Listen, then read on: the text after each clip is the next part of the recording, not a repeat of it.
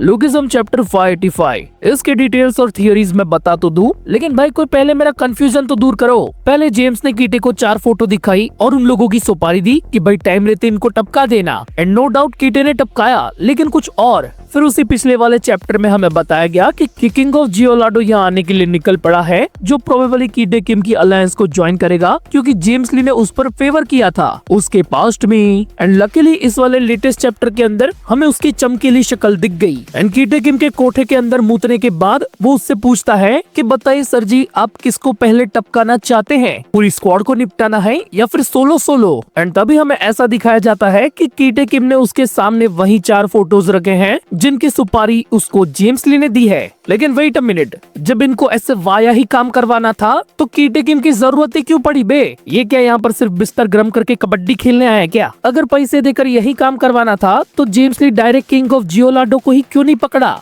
I mean, मैं अकेला ही हूँ जो वास्को भाई की तरह ऐसे लॉजिकली सोच रहा हूँ, या फिर सब लोग का IQ काफी हाई लेवल का हो गया है? लेकिन अगर ध्यान से भी सोचे तो ऐसा भी हो सकता है कि ये दोनों इस मिशन को आपस में ऐसे थोड़ा थोड़ा बांट ले। वेल, अब किंग ऑफ जियोलाडो से रिलेटेड जितनी भी डिटेल्स है उसके बारे में हम वीडियो के एंड में बात करेंगे, ठीक है? क्योंकि इसके अलावा भी हमें इस चैप्टर के अंदर 1-2 ऐसी इंटरेस्टिंग चीजें मिली है जिस पर बात करना तो बनता है। फर्स्ट ऑफ ऑल, जोहान शियोंग bro literally sense someone's unique path aura. भाई इतनी भी आंखें ठीक नहीं करनी थी पीटीजे कि इसको सबके अंदर की बात पता चले, कोई नहीं तो कम से कम लकड़ियों के बारे में तो सोचो। जोहान ने डायरेक्टली उसके पाथ को सेंस कर लिया। ओजी डैनियल से पूछा भी कि क्या तुमने वो अवेकन कर लिया? ये चीज देखकर सब लोग यही कह रहे हैं कि ये पाथ ओनर्स ही एक दूसरे की पावर्स को ऐसे सेंस कर सकते हैं, बाकी किसी भी फाइटर के अंदर ऐसी कोई एबिलिटी नहीं होती। पर मेरा मानना बस ये है कि ये चीज बस एक्सपीरियंस पर बेस करती है, क्योंकि अब तक लुकिज्म के अंदर कई सारे ऐसे एक्सपीरियंस लोग डैनियल जैसे फाइटर पर बस एक नजर मारकर ही ये पता लगा लेते हैं कि हाँ ये बंदा टक्कर का है। और इसका दूसरा रीजन ये भी हो सकता है कि जैसे जोहान ने डैनियल के यूनिक पाथ अवेकन के बारे में पहचान लिया, वैसा डैनियल क्यों नहीं कर पाया? द रीजन इज कि ओजी डैनियल का फाइटिंग एक्सपीरियंस अभी प्राइम जोहान शियोंग से कम है। सो ये बस एक थियरी है, इसे पत्थर की लकीर मत मानना, क्योंकि इस पे भी पीटीजे मूत सकते हैं, उनके पास लाइसेंस टू मूत अधिकार है।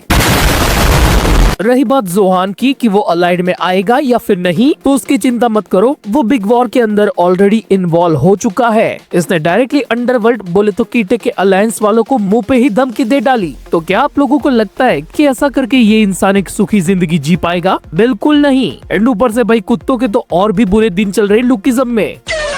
संभल के रहना जोहान भाई। वेल जोहान से हटके अब बात कर लेते हैं हमारे सेकंड बॉडी डैनियल की, द रिएक्शन जीनियस, जो अपनी इसी रिएक्शन वाली स्किल को और भी ज्यादा पॉलिश कर रहा है, लेकिन परफेक्ट बॉडी होने के बावजूद भी वो उससे हो ही नहीं रहा। इससे पहले कई सारे फैंस और क्रिएटर्स भी ये कह चुके हैं कि ओजी डैनियल और सेकंड बॉडी डैनियल दोनों का पाथ सेम ही होगा, क्योंकि जब उस पाथ को गन ने एक्सप्लेन किया था तब उन दोनों के फ्लैशबैक दिखाए गए थे।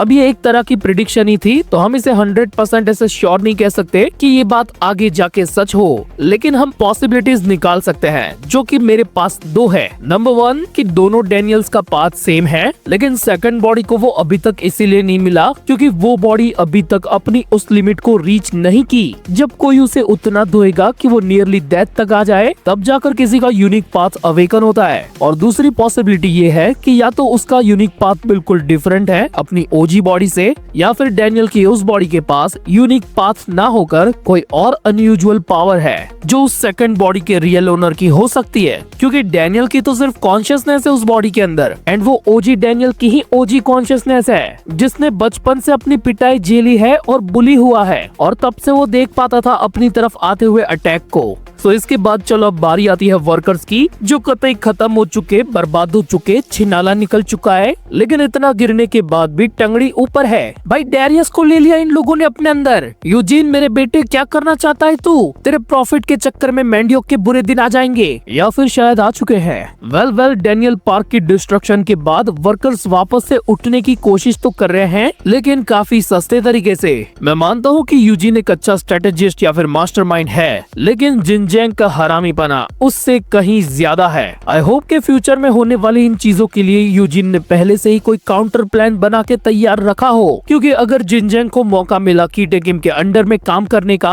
तो वर्कर्स को उसके हाथों में सौंप के उसके सामने भी झुक जाएगा। आई एम डेफिनेटली श्योर कि अभी तक उसने वर्कर्स के अंदर ही अपने के हाउस को और ज्यादा ग्रो कर लिया होगा। और एली जेंग, मुझे एक बात बता, तेरे बाल बाल है कि रंगोली? कितना बदलते हो बे। अभी तक जो भी सब लोग मेरे को पूछते थे ना कि एली कहाँ पर चला गया अचानक से, और मैं बोलता था कि वो राज भी उसी के साथ चला गया, तो नहीं, वो गया नहीं, तब वो अपने बालों के साथ कलर खेल रहा था। तो चलो अब इन सारे मजाक सेट कर हम बात कर लेते हैं किंग ऑफ जियोलाडो के बारे में। फर्स्ट ऑफ ऑल भाई की अपीयरेंस एकदम शांत और सोबर लगती है, लेकिन कीटे किम की तारीफ से हमें ये पता चल जाता है कि ये चीज क्या है। वेल, इसके उस छोटे बच्चों के पास से अपने बेटी के साथ निकलने के दौरान भी एली जेंग को बैड फीलिंग आती है। एंड गेस व्हाट, मेरा मानना ये है कि एक जानवर दूसरे को समझ सकता है। और हाँ, अभी भी कुछ लोगों को कंफ्यूजन है कि उसके साथ जो बच्ची थी वो उसकी बेटी है या किसी और की। तो मैं कहना चाहूंगा कि 100% ये बच्ची उसकी ही है। इनफैक्ट उसके फेस पर बिल्कुल उसके फादर की ही तरह निशान है, और जैसा हर बाप अपनी बेटी से प्यार करता है उतना ही या फिर उससे भी बढ़कर ये अपनी बच्ची से प्यार करता है।